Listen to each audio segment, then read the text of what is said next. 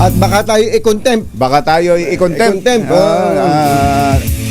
Kagabi, pinanood ako kung Banchero, merong yung mga series ng Sniper series, mga pelikulang naalala ko to Itong naalala ko si Judge.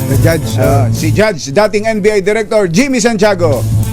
Your Honor, magandang morning! Si Ka Jerry at si Ka Tunying po ito. Magandang umaga po, Ka Jerry, Ka Tunying, at sa mga nakikinig sa atin. Opo, kumusta po kayo, sir? At ano bang pinagkakabalahan ninyo bukod sa pakikinig sa DZRH? Ito, lagi lang nasa bahay, pero bumalik ako sa pagtuturo sa Universidad de Manila. Ganun po ba? Opo. Nakakaputok po ba kayo ngayon? Practice pa ba kayo? Paminsan-minsan na lang po. Opo. Pero sabi nga nila, kapag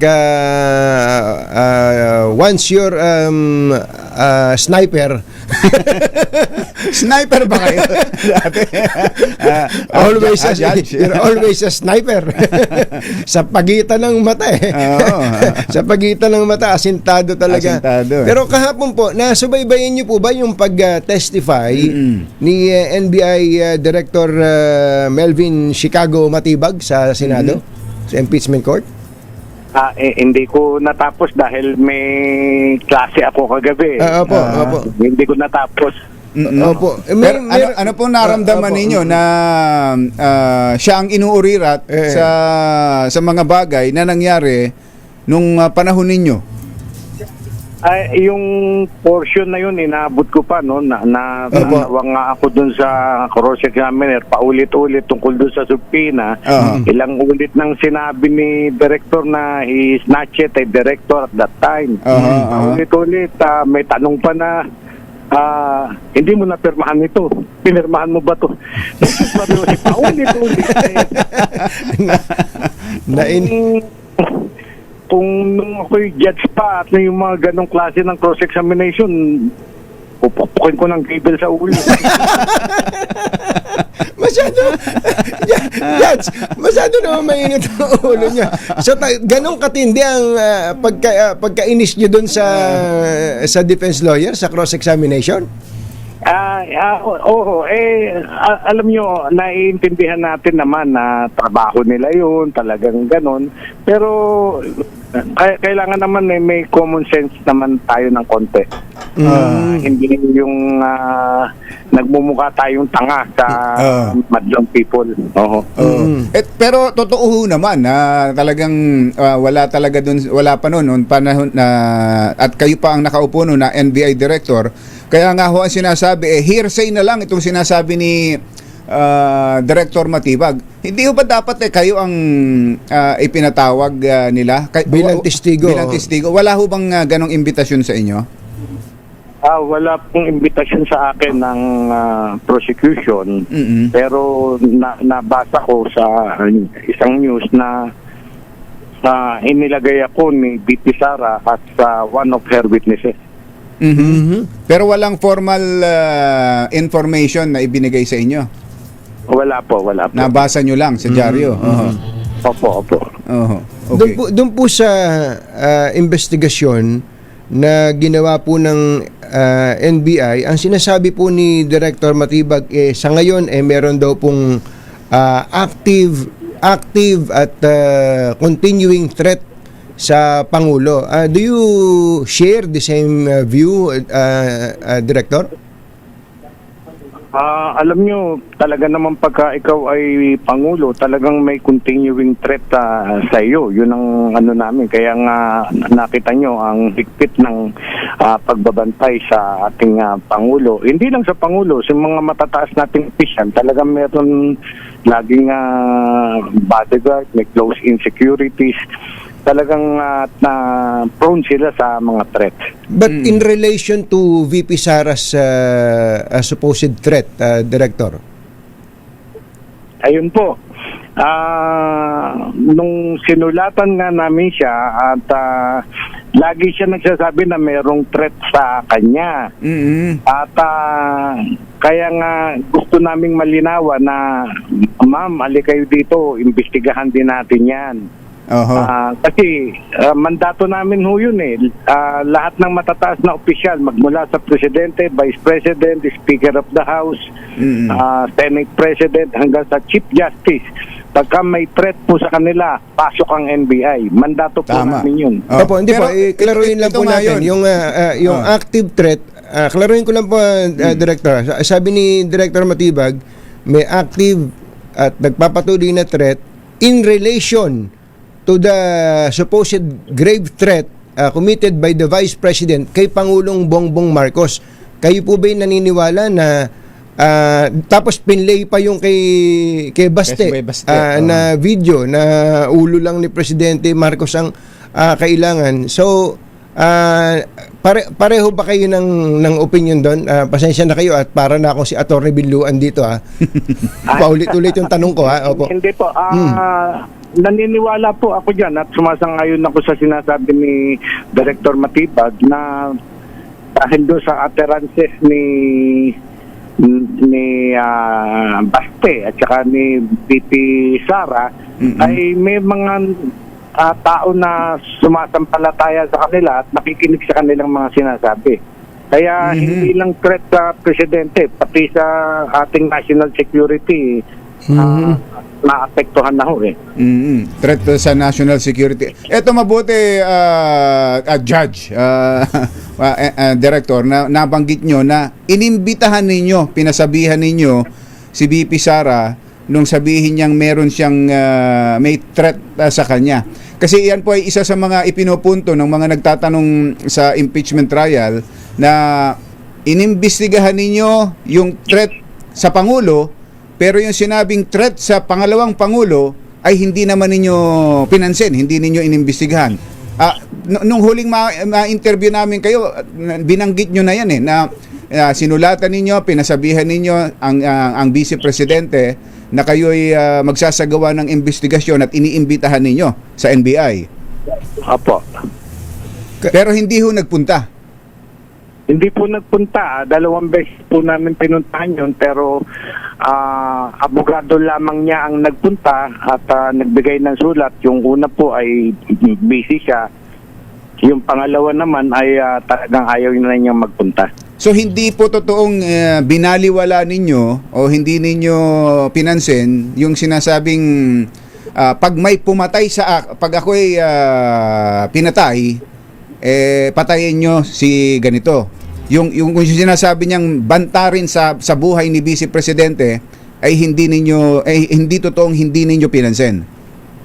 Yung pinagbasihan niya kasi yung tanong ni Princess Maui, isang vlogger. Opo. Sinasabi na ma'am yung Operation Romanov. Ayan, ngayon yung Operation Romanov na yun, inalam namin ho yun at nakita namin na yung Romanov na yan ay nagmula yan kay Mayor Baste. Nung sinabi niya na sa isang press ko ng Maisog. Sinabi niya na bago ka, before you go to bed, sa Pangulo, remember Romanov, remember Mussolini, remember what happened to your family in 1986. So, nanggaling po yun kay Baste, yung Romanov. Nagtataka ako kay Princess Maui, bakit biglang naging threat na kay Vice President? So, hindi namin masyadong inano yun. Binigyan ng pansin, pinanood agad namin lahat ng yung tungkol sa Romanov, pati nga yung nasa Netflix yung Romanov, pinanood namin lahat yan.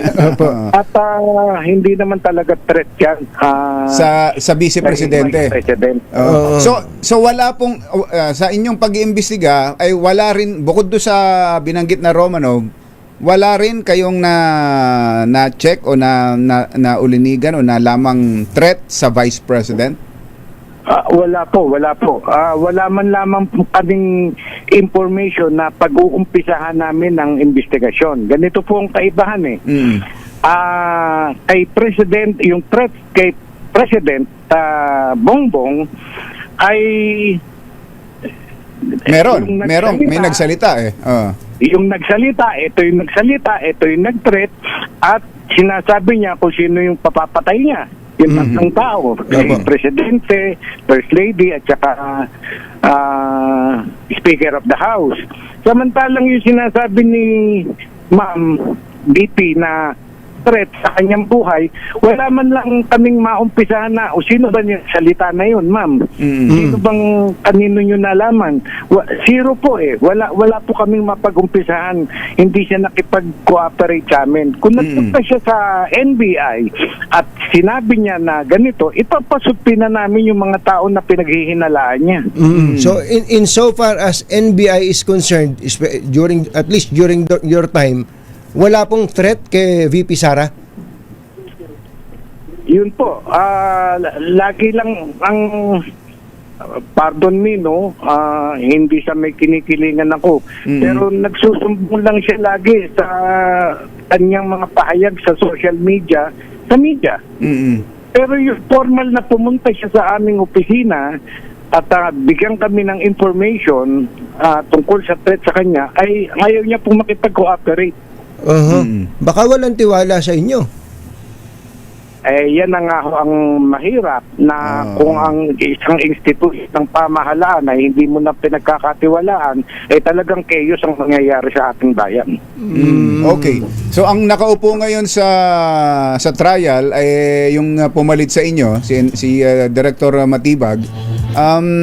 Sa tingin nyo, sir, ay natibag ba ng depensa si Matibag? At naibibigay ba ni Director Matibag ang mga dapat niyang sabihin talagang mga impormasyon? Kasi lahat yun marami doon parte nung kayo pang nakaupo na director Ayun, yung mga testimony niya naman na makukonsider na rin yun na first-hand information niya because yung mga papeles, yung mga ginawa naming investigasyon ay naiwan sa NBI at nabasa niya lahat yun.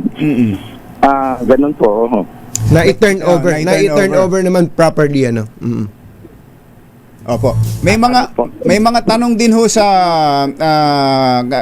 sa NBI director. Bakit nung iba ang may nagbanta ay yung teacher, 'di ba? Yung teacher hinuli kaagad. Bakit dito hindi ninyo kaagad hinuli si BP Sara? O kaya hindi ninyo hinuli ang iba pang sila Baste o sino mang nagbanta rin sa Pangulo? Ayan po, ang binabanggit nyo ay isang Ronel Mas. Opo, tama po. Teacher, nagbanta po kay Presidente Duterte, magbibigay siya ng 50 million kung sino papatay kay Presidente Duterte.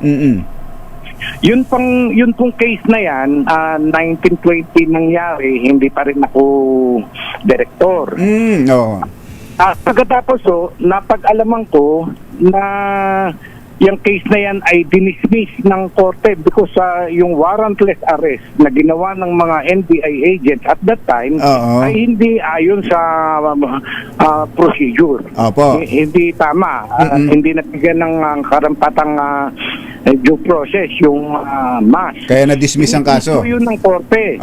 Ngayon po, tayo judge tayo Hindi tayo gagawa ng pangalawang pagkakamali na ganun. Kaya inilagay natin sa wasto lahat ng investigasyon. Pero ano po tamang gagawin doon? Halimbawa, andun pa lang tayo sa punto nung sa teacher, kay Mas.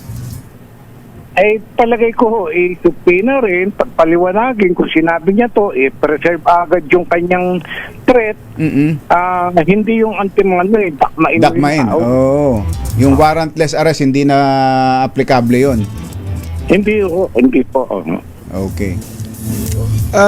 Last na lang po, Director, yung nabanggit nyo kanina na although wala namang official communication sa inyo, walang sulat, nabasa nyo lang na inilista kayo ng kampo ng defense para po mag-testify for VP Sara sa impeachment trial.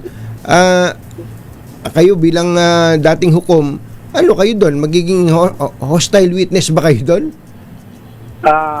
Parang gano'n na nga ho. Alam nyo, uli ako, nagbukas agad ako ng libro. Pagka witness ka at ayaw mo magpunta, pwede kang tumanggi. Hindi po pwedeng tumanggi. meron kang malubhang karamdaman, Oo. ganon. Pero yung ordinarily, hindi ka pwedeng tumanggi na sabihin mo na hindi naman ako witness dapat para dyan. Ganun po. So you are willing to appear before the impeachment court kahit dun sa party po ng defense. Kung masupina po, ay pupunta ako.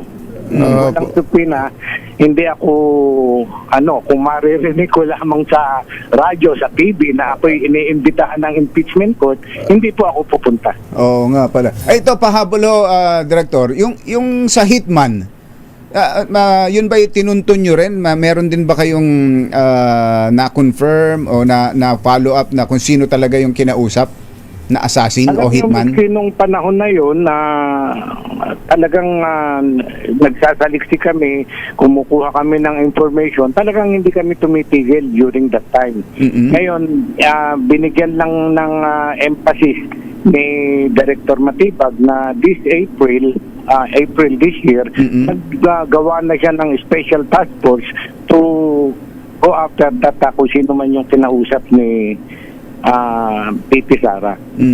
At sabi ho, meron silang person of interest. Hindi, Opo, yun po ang pahayag niya. Okay. Director, salamat po.